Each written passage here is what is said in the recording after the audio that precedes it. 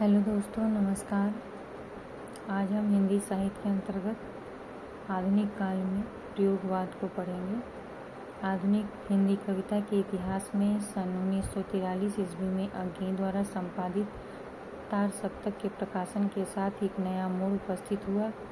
समकालीन राजनीतिक और समाप्त हो रहे थे परिवर्तनों को अभिव्यक्ति प्रदान करने में असमर्थ रहने वाली छायावादी कविता की प्रतिक्रिया में जन्मी प्रगतिवादी काव्यधारा के समानांतर ही प्रयोगवादी काव्यधारा उदय होता है।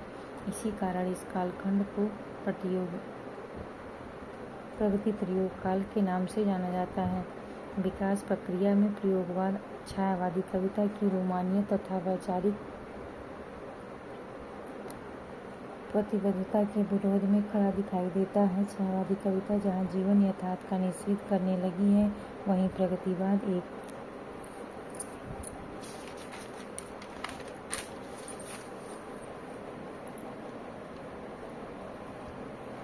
खास बात के तहत यथार्थ को देखते हुए यथार्थ और कविता में कोई फर्क नहीं होने देता। ऐसे में जीवन यथार्थ को अभिव्यक्त करने के लिए स्वानुभूति की प्रामाणिकता को रचना के केंद्र में रखते हुए प्रयोगवाद का विकास होता है, जो संवेदनात्मक स्तर पर ही नहीं बल्कि शिल्पगत स्तर पर भी परिवर्तन घटित करते हुए अभिव्यंजना प्रणाली तथा प्रगतिवाद के गद्यात्मकता एवं सपाट बयानी से निकलकर एक नवीन शिल्पगत आयाम प्रदान करता है। यद्यपि इन कविताओं को अज्ञे ने प्रयोगशील की संज्ञा दी, तब इस काव्यधारा के विरोधी आलोचकों ने प्रयोगवादी कविता को साथ ही प्रयोगवादी कवियों को भी व्यक्तिनिष्ठ विरोध, समाज विरोधी तथा नीरस कहकर इस धारा का विरोध किया। फिर भी यह कविता अपनी विशेषताओं के बल पर विकसित चली गई और आगे चलकर नई कविता में रूपांतरित हो गई। मतलब प्रयोगवाद कविता को व्यक्तिवादी कविता है और इसमें शिल्पगत भी जो उपमान थे वो भी नए तरीके से प्रयोग किए गए। पहले के उपमानों को छोड़कर नए उपमानों को प्रयोग किया गया है।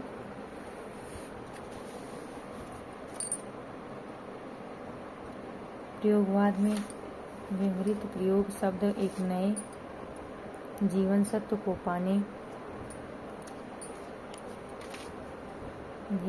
पाने की बेचैनी का बोधक है। अज्ञे ने तार सप्तक तथा दूसरा सप्तक की भूमिका में प्रयोग शब्द को प्रस्तुत किया है। यह प्रयोग नए जीवन सत्यों के अन्वेषण का माध्यम है और अज्ञे ने इसे दोहरा माध्यम माना है। दूसरे सप्तक की भूमिका में लिखते हैं, प्रयोग अपने आप इष्ट नहीं साधन और दूसरा साधन है, क्योंकि एक तो वह उस सत्य को जानने का साधन है जिसे कभी प्रेषित करता है, दूसरे वह उस प्रेषण की क्रिया को और उसके साधनों को भी जानने का साधन है। प्रयोग सत्य को जानना, कवि जिसे प्रेषित करता है, सत्य को जानने के साधन को जानना। प्रयोग है क्या, ये बताया गया है।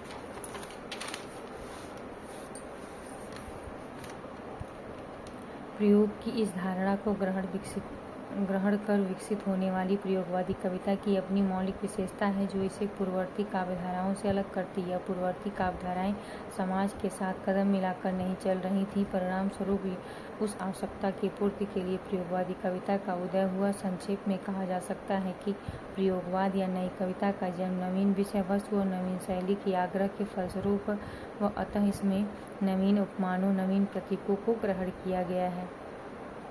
डॉक्टर गणपत चंद्र लिखते हैं, यह कविता नए समाज के नए मानव की नई वृत्तियों की नई अभिव्यक्ति, नवीन शैली में जो नए पाठकों के नए दिमाग पर नए ढंग से प्रभाव डालती है। अब एक तरह से नई तरीके की कविता प्रयोगवाद में लिखी गई। इस तरह की कविताओं में सबसे पहले नंदलाल वाजपेयी ने प्रयोगवादी कविता कहा। पहले प्रयोग नंदलाल वाजपेयी ने कहा है प्रयोगवादी कविता। प्रयोगवादी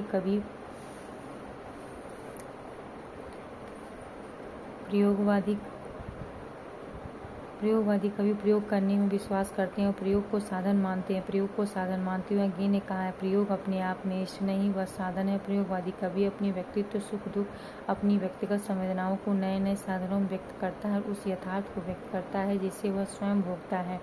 प्रगतिवाद सामाजिक समष्टि चेत वर्ष, प्रयोगवाद व्यक्तिगता व्यष्टि चेतना, जन साधारण की भाषा वर्ष नवीन प्रतीक बिंब उपमान युक्त भाषा सरल भाषा।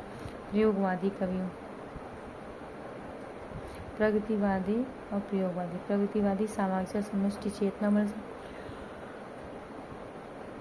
सबको ले की बात करती है, लेकिन प्रयोगवाद व्यक्ति विशेष की बात करता है। प्रगतिवादी जो है जनसाधारण की भाषा सरल भाषा है, लेकिन प्रयोगवाद में नवीन प्रतीक बिंब उपमान युक्त मतलब नए है। प्रयोगवादी कवियों में भावुकता के स्थान पर बौद्धिकता को महत्व दिया गया। भावुकता के स्थान बौद्धिकता को, बुद्धि को, साथ ही साथ जीवन की निराशा, कुंठा, अनास्था,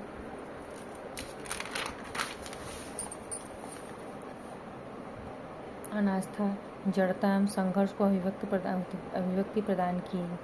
इन कविताओं में स्वानुभूति की प्रामाणिकता की चिंता है। इन कवियों ने उस यथार्थ का चित्रण किया जो स्वयं उनका जिया हुआ या भोगा हुआ। इसी कारण प्रयोगवादी कविता को विस्तार कम है, लेकिन गहराई अधिक। इन कवियों की स्वानुभूति में न तो प्रयोगवाद का बड़बोलापन है, न छायावाद की सूक्ष्मता।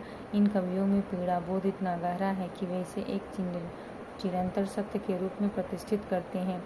दुख सबको मांसता है और चाहे स्वयं सबको मुक्ति देना न जाने, किंतु जिनको मांसता है उन्हें वह सीख देता है कि उनको मुक्त रखे। ये बात तो सत्य है जीवन का, बहुत बड़ी बात कह दी है उन्होंने आगे जी ने।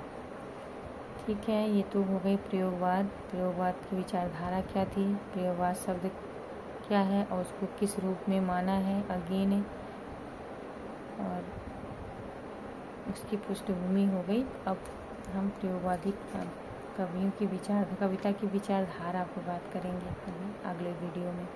ठीक है, आपको अच्छा लगे तो लाइक करिए, सब्सक्राइब करिए, शेयर करिए, कमेंट करिए। धन्यवाद। आपका दिन शुभ हो।